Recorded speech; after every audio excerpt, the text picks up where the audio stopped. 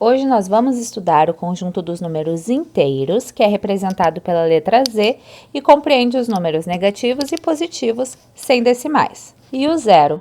Mas como surgiram os números negativos?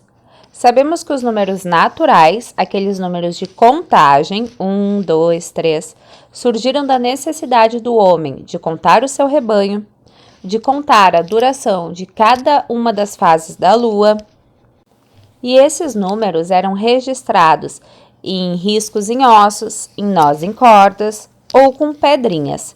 Daí o nome calcular, de cálculos, pedra. Mas e os números negativos, de onde surgiram? Com o desenvolvimento do comércio, foi necessário criar um símbolo que representasse retirada, dívida, surgindo assim a ideia de negativo.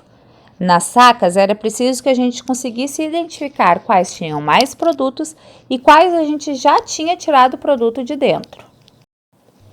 Foi então que surgiu a ideia de representar a noção de tirar com este risquinho que hoje nós conhecemos como menos. Assim, menos 8 numa saca significava que a gente já tinha tirado 8 quilos ou o que quer que fosse dessa saca. Nós já tínhamos os números naturais, ou seja, os números de contagem, 0, 1, 2, 3, 4, e juntaram-se a eles os números negativos à esquerda do zero. Assim, nós temos os números positivos à direita do zero, os números negativos à esquerda do zero e o zero como origem, como número neutro, nem positivo, nem negativo. Hoje em dia, usamos os números negativos para diversas situações. Ainda usamos para representar dívidas, como, por exemplo, quando nós pagamos muitas contas e ficamos devendo dinheiro para o banco.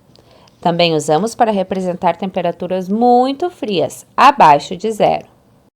No futebol, quando uma equipe faz menos gols do que leva ao longo do campeonato, dizemos que ela fica com saldo de gols negativo. Em geografia, usamos os números negativos para representar fuso horários.